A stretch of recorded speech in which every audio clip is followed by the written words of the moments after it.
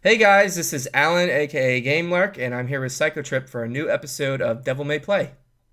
Hey guys, Trip here, and today we're going to be talking about games as complete packages. Now, this is an issue that Lark and I have been talking about with the release of Mafia 3. Now, if you haven't heard that much about this game, and if you haven't, then I'm not sure where you've been lately, but if you haven't, it's the latest in the Mafia series. It takes place in New Orleans, coincidentally, my favorite city in America. It takes place in the late 60s, one of my favorite time periods to talk about, and it features a what looked like a really cool protagonist who just got back from Vietnam. And I want to talk about why this game is, I think, disappointing a lot of people, and why that really disappoints me, and where I think developers can learn from this. Okay. And Lark and I were just talking earlier. You said this is going to be more of a Trip episode, but see, my feelings on this are pretty pretty easily explained. So I might be jumping off of you a bit, and we maybe extend this out into a larger conversation. Sure. But I feel like developers sometimes, not all the time, forget that games are complete packages. Now, what I mean by this is the problems people have been having with Mafia 3 are kind of interesting. Most people agree that the raw gameplay, like the gunplay, the driving, all of that stuff is spot on. It's great. The combat is visceral. It feels good to drive. There's two different driving modes, one that's more arcadey, one that's more simulation based, to try and satisfy everybody. And when people talk about the story, once again, they have nothing but complete praise for it. They love the characters. They love what happens in the story. Apparently, and from what I've seen, the voice acting is completely spot on. The character designs are great. Everything looks real. And it's one of those examples where graphics actually help the game. Now, oftentimes we talk about how, maybe you shouldn't focus too much on graphics when other things are at stake. But Mafia 3 is an example where, at least for the character designs, the graphics really helped the game as a whole, because, the lip syncing is totally realistic. The characters look almost completely photorealistic, and it kind of adds to, The immersion. yeah, the immersion and kind of this documentary style story they're trying to tell about this crime boss who's getting revenge against the Italian mafia. Now, where does the game fall apart? And yes, the game does fall apart. Let me put it this way. I want to just full disclosure on two fronts. One, I really wanted to love this game. I was so excited for this game because it had everything I love just mashed together into this package that I really, really wanted to enjoy. Other disclaimer, I have not played much of the game. I've played a bit of the game. Hmm. I've played enough of the game to understand the combat. I've seen a great deal of the story. I haven't spoiled it for me yet. But I got to the point where I kind of felt the same way a lot of the reviewers are feeling about it, which is, once again, comes back to where this game falls apart. It's repetitive. Okay. My God, is that game repetitive? Now, a lot of people will say, oh, well, Trip, it's an open world game. Of course it's going to be repetitive. I mean, what do you do in an open world game? You drive around and you shoot things. Well, yes, but that's not what I mean when I mean it's repetitive. What I mean by repetitive is that it's literally the same mission over and over and over and over again, interspersed with a few, like a handful of different quests that are more story driven and actually move the story forward. This game is everything bad about open world gameplay, in that it's a grind. Not only is it a grind, but it's a grind where you're really just doing the same thing over and over again.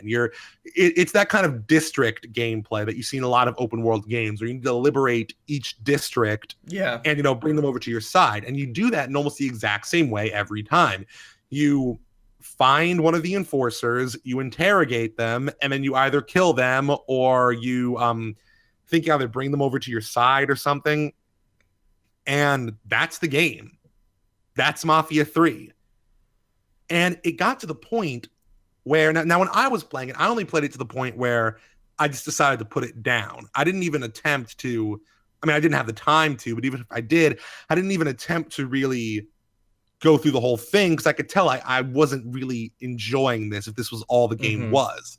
But then looking at people like Angry Joe, for example, who is somebody whose reviews I really enjoy and someone whose opinion tends to sync up with me. And even when it doesn't, I can still understand where he's coming from. And to see his review, and he was another person who really wanted to love this game, and just to see the happiness fade from his eyes as it sets in what this whole game is about was really depressing. And again, what it comes back down to is this idea that games are full packages, because it got me thinking, who in their right mind in that development studio would have thought that this was compelling gameplay?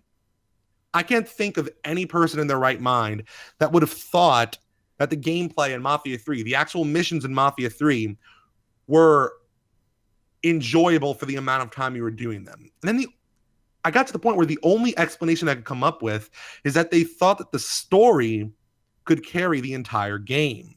Now, on paper, that seems kind of weird, but it doesn't make absolutely no sense. You can kind of imagine if a story is that great, then yeah, sure, maybe people would be willing to look past the flaws. But there comes a point where no matter how great a certain part of your game is, if another part of the game is so bad, it's gonna distract from what's good from it. I feel like developers sometimes feel like if a certain part of their game is bad, the good stuff will cancel it out. And I feel like that's a fallacy in their thinking. Because what I saw in Mafia 3 was a game where the gameplay was so repetitive, so boring, that it actually ruined the good stuff. Now, not only did it take my focus away from the story, but the gameplay was intruding upon the story. It completely screws up the pace of the game. It just feels like padding in between the stuff you really want to see. It almost feels like there's two games going on here. Some sort of like interactive storytelling game. Like a Telltale game. Kind of, but without the, RPG aspects. So kind of like a what would be one of those walking simulator games, or just like pure story and some interaction in between it. And then the other game, which is just grinding until you can get back to that first game. Sure. I'm going to jump in whenever you're done, because I know I have very similar. No, I mean, once you're done your point. That's what I'm saying. I mean, I'm basically just reiterating my point at this point. It's just, once again, we are on this podcast talking about the abject stupidity, it seems, that developers show in games that we really want to love and we know can be good. 3 words. And yeah, 3 words. No Man's Sky.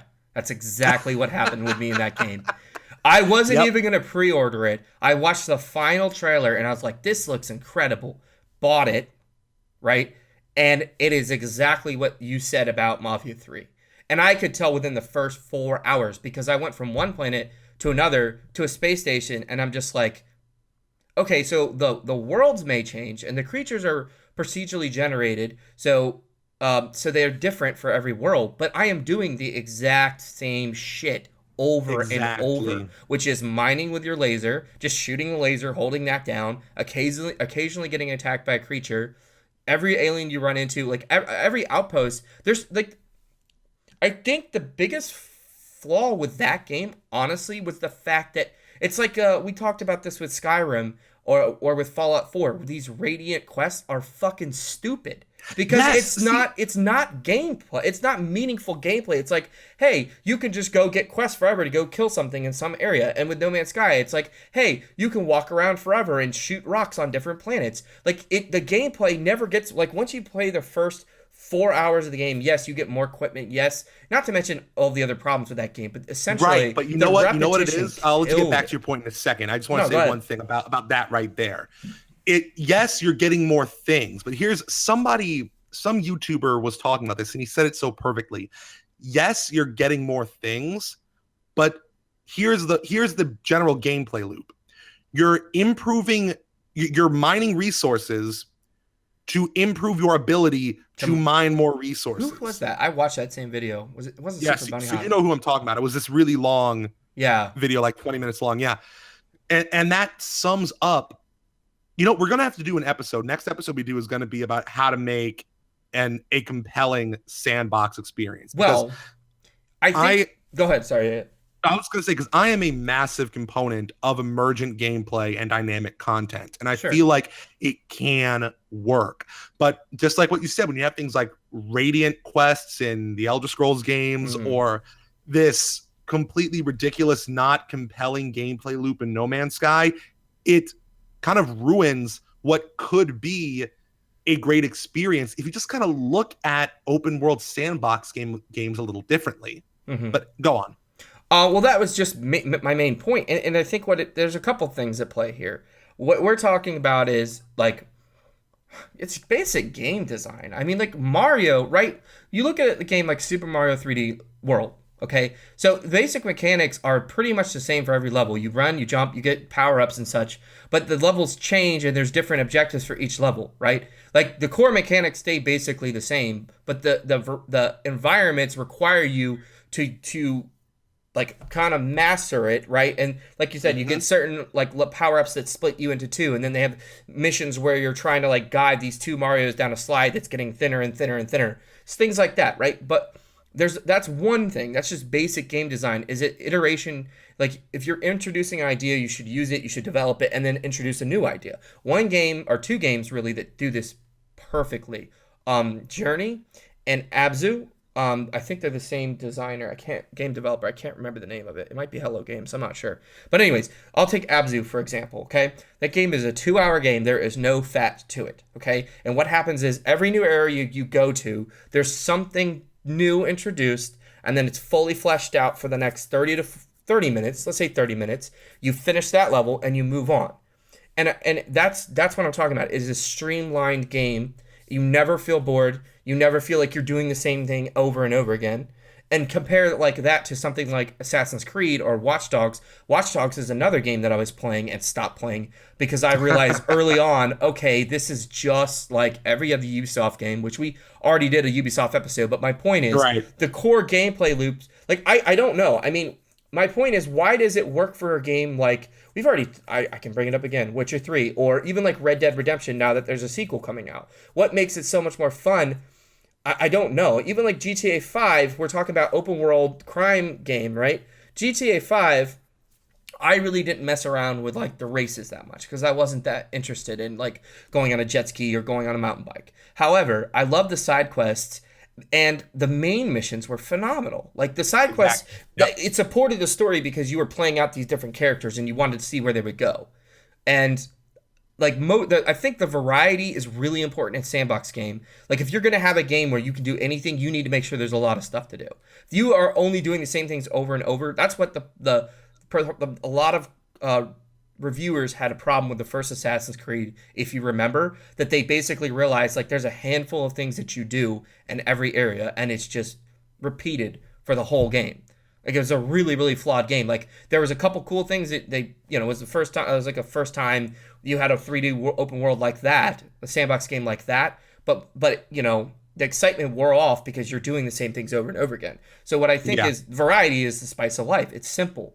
It's a simple concept, but variety and I think unpredictability, which we've already mentioned that about The Witcher 3 and how they nailed that, where when you discover a certain question mark, it could be any number of things. It's not like you know automatically what it's going to be, whether it's a monster or a treasure chest or the beginning of some random quest, whatever it might be. It's that. And I think variety and unpredictability are your best friends when it comes to sandbox games. Exactly. And two things. First, you're wondering who the developers of Journey and Abzu are.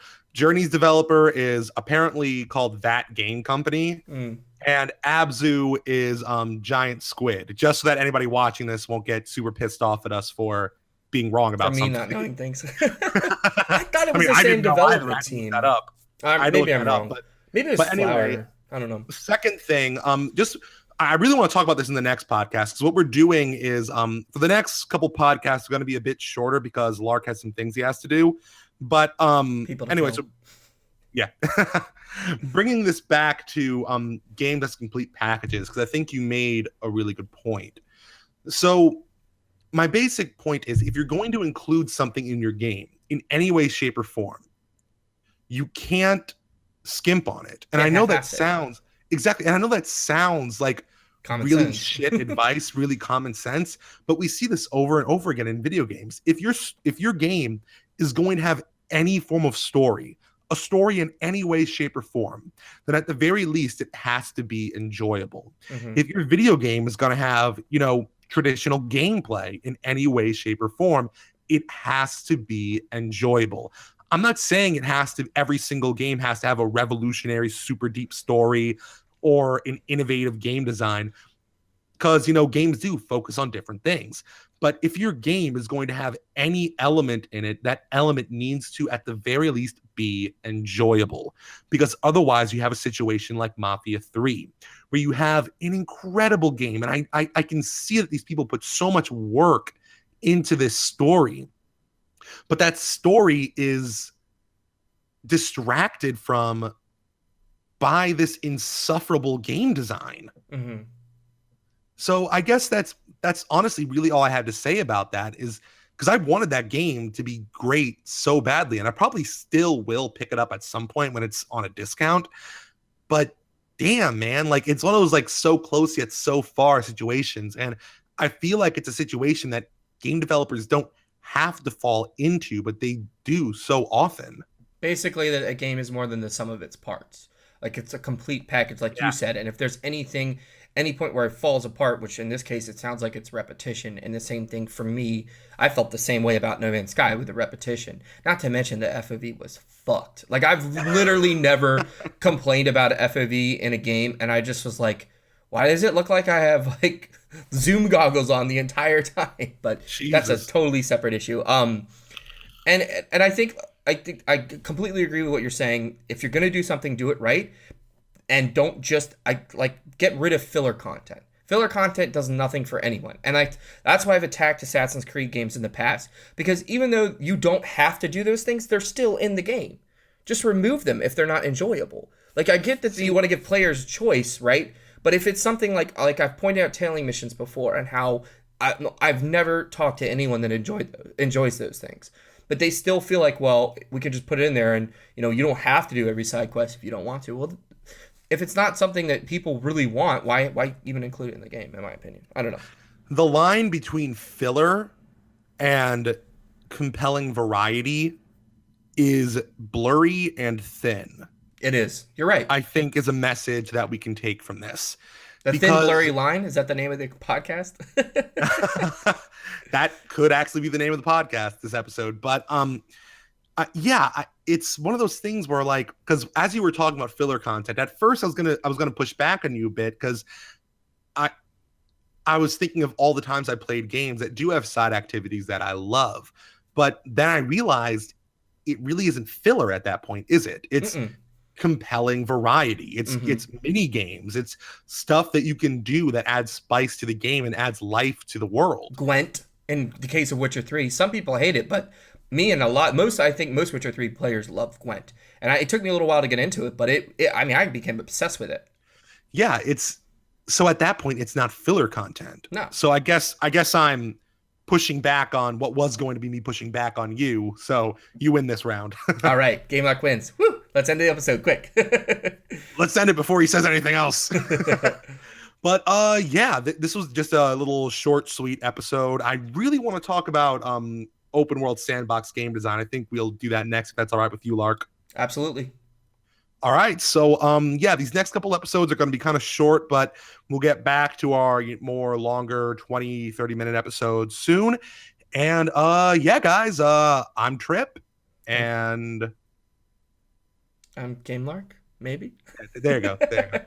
Game Lark? Yes, I'm Game Lark. Thank you guys for listening. And we'll see you next time.